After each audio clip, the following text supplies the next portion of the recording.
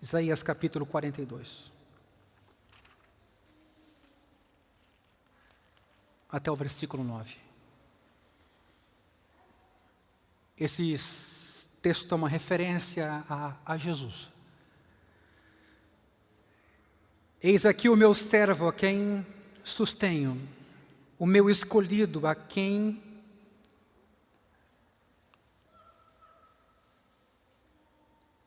em quem a minha alma se agrada. Pus sobre ele o meu espírito e ele promulgará o direito para os gentios. Não clamará, não gritará, não fará ouvir a voz na praça.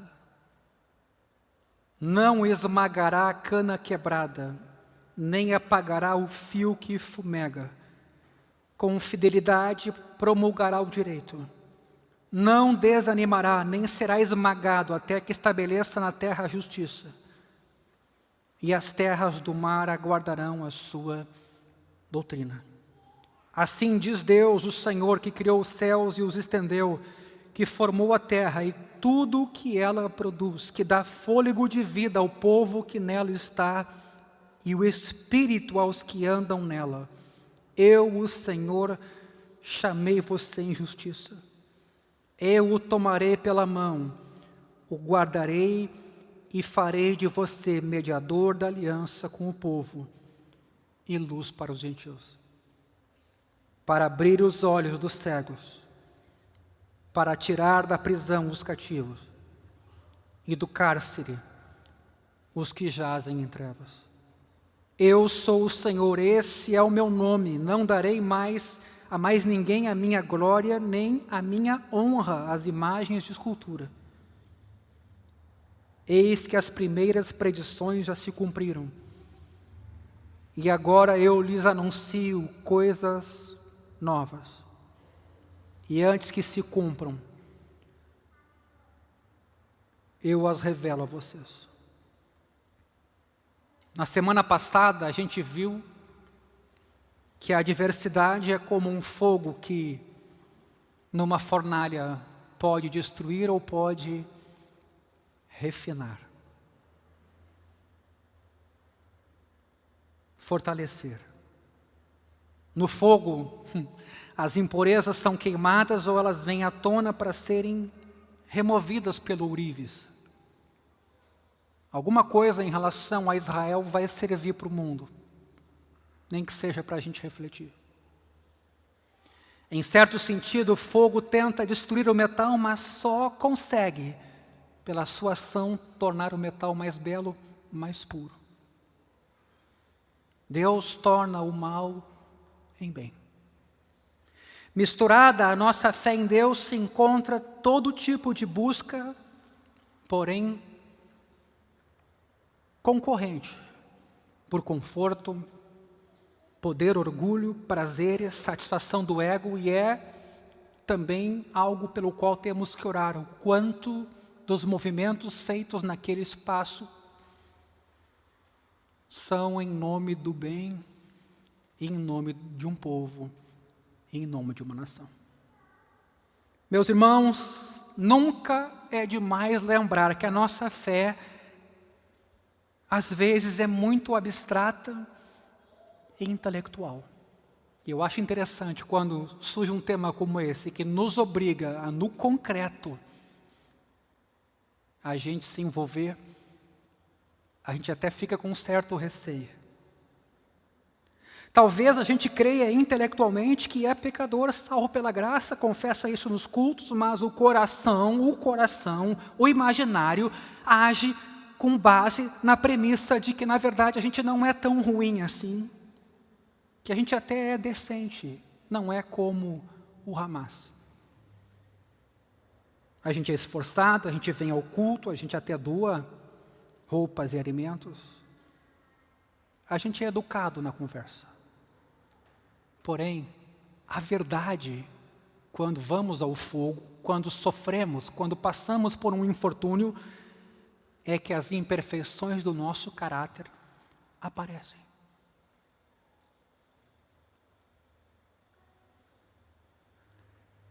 Somos frágeis demais quando criticados. Costumamos dizer que a pessoa se excedeu, abusou, nos vitimamos. Mas quando a gente critica, a gente é duro.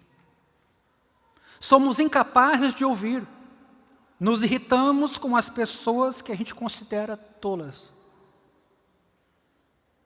Somos impulsivos demais. Às vezes bem tímidos, às vezes chegamos a ser covardes. Em outros casos, a gente é controlador, dominador. Em outros, a gente é irresponsável. Geralmente, porém, meus irmãos, a gente não enxerga essas coisas até que o nosso mundo cai. A gente vê o mal que causou, as pessoas que a gente machucou. A gente consegue se olhar no espelho e ver o que eu sou capaz de fazer. Não precisa ser a violência física, o uso das palavras, ou o silêncio.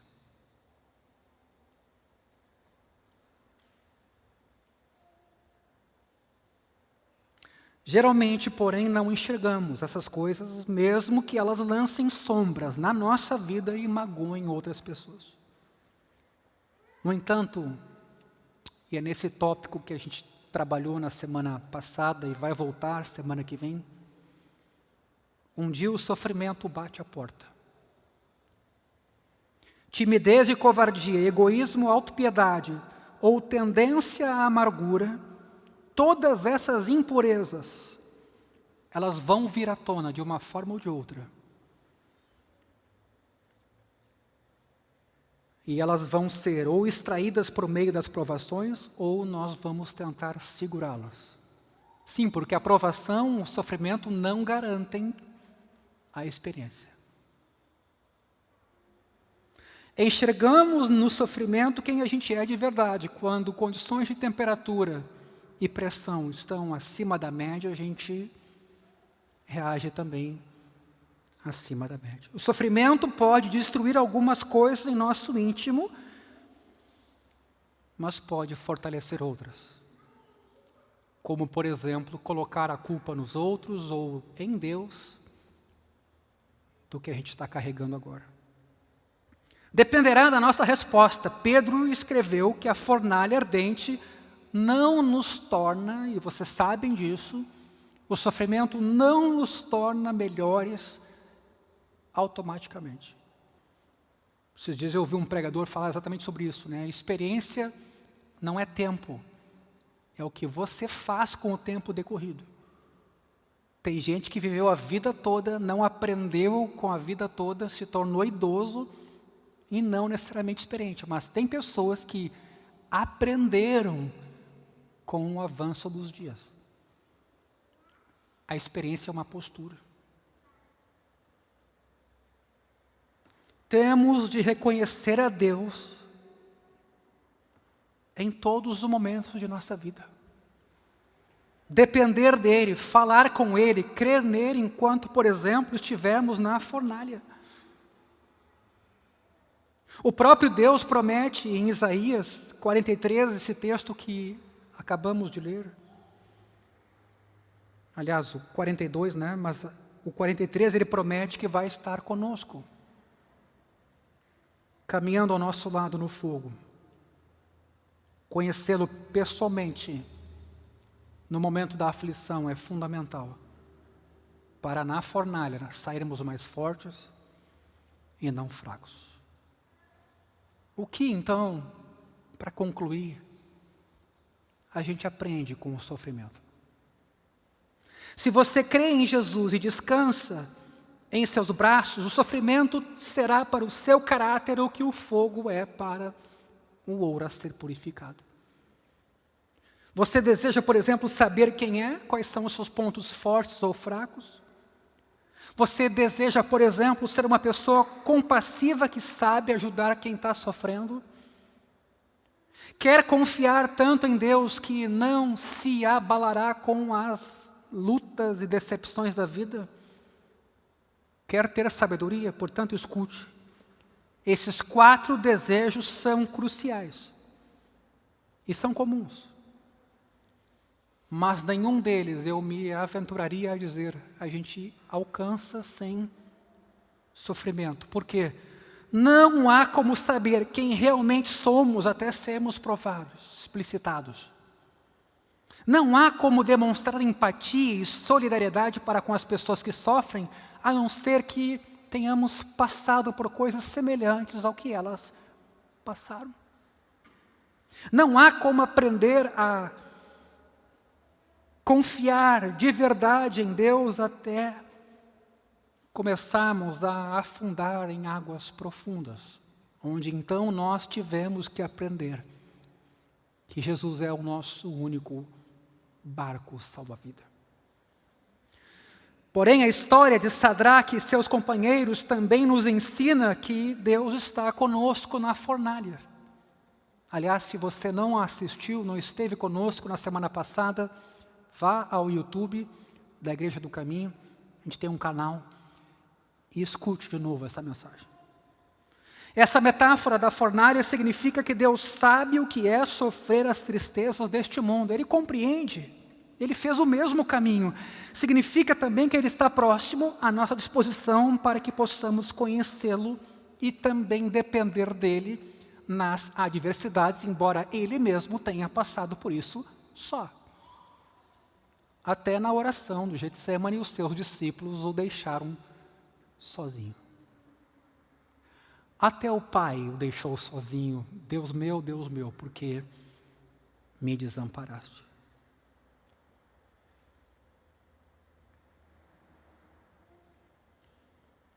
Mas a pergunta importante nessa manhã que podemos nos fazer é: queremos caminhar com Deus em meio ao sofrimento? Porque se construirmos um Deus falso que apenas segue os nossos planos, como é tão comum no movimento evangélico mais global, um Deus que atende os nossos sonhos, que realiza os nossos desejos, então, quando a nossa vida desmoronar em meio ao sofrimento, acharemos que Deus nos abandonou e, por fim, não vamos buscá-lo, porque supostamente Ele se provou infiel. Veja o cuidado para a gente não projetar em Deus um ídolo.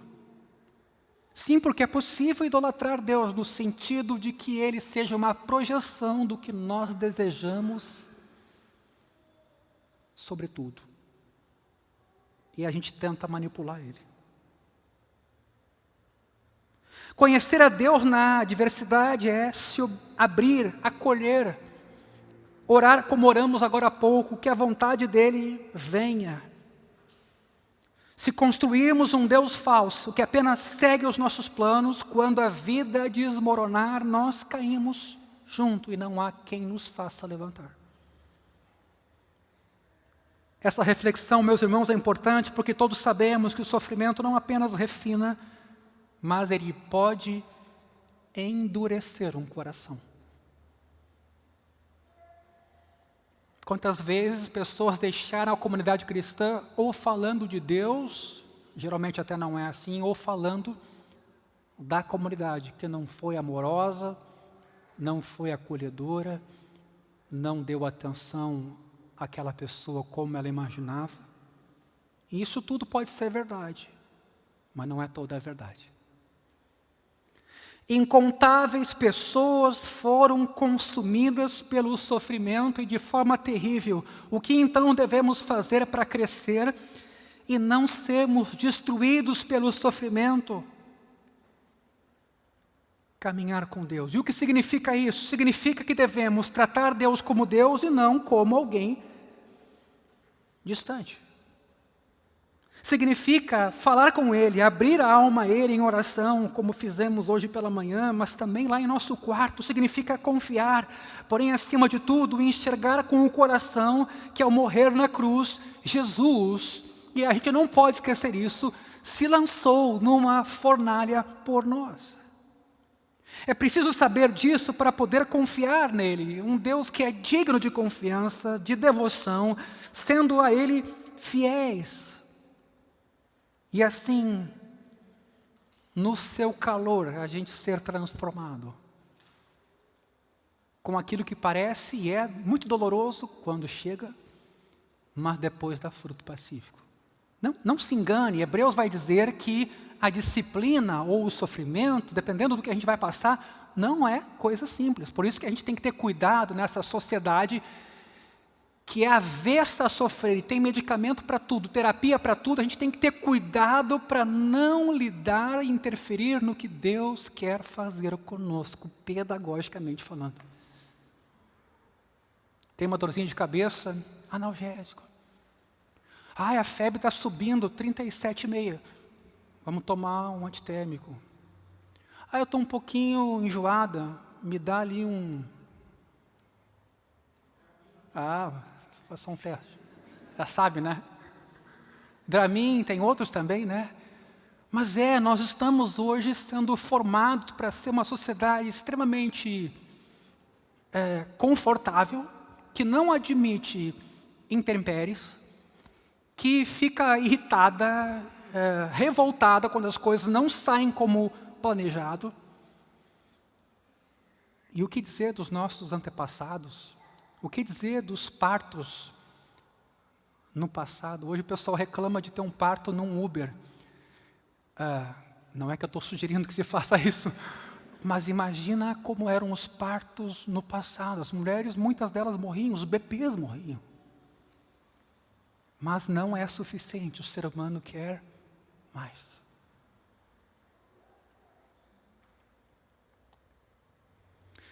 Se você se lembrar agradecido e maravilhado, meu irmão, de que Jesus foi lançado na fornalha suprema no seu lugar, você vai sentir a presença dele em você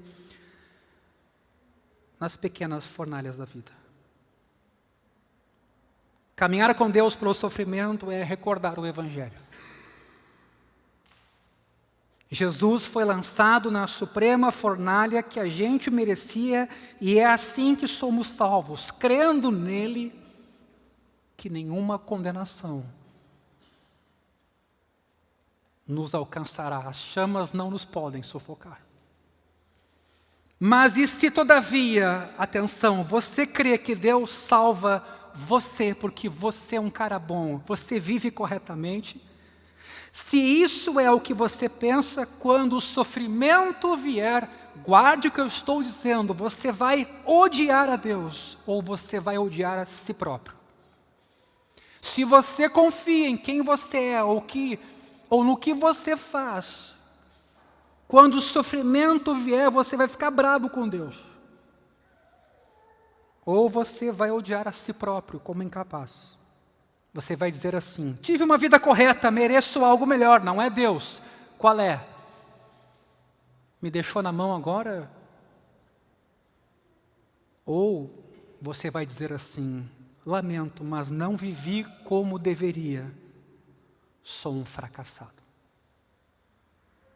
Seja como for, você cairá em desespero. E o seu coração, se esquecendo do Evangelho, de que houve um Deus que atravessou a fornalha sozinho para estar com você no meio do sofrimento, não necessariamente te livrar do sofrimento, mas te acompanhar no vale da sombra da morte. Se você não lembrar do Evangelho, você ficará dividido entre raiva e culpa. Se você entrar na fornalha sem o Evangelho, não vai encontrar Deus lá dentro, como muita gente quer fazer crer. Não, o sofrimento em si vai me ensinar alguma coisa. Não esqueça disso. Se você entrar no sofrimento sem o Evangelho, sem lembrar do que Jesus fez, o sofrimento em si não tem resposta. Você vai cair até no niilismo. A vida não tem sentido. Mas achará sem dúvida alguma que Deus errou feio. Ou que você errou feio, e você vai se sentir muito sozinho. Entrar na fornalha sem o Evangelho é a coisa mais perigosa que alguém pode fazer. A não ser que muitas vezes, até num leito de hospital, Deus proveja que alguém leve para esse ou para essa a mensagem do Evangelho. A pessoa ficará zangada com Deus ou consigo mesmo. E aqui finalizo. Que tal se você disser a si mesmo ao ser lançado na fornalha: esta é minha fornalha.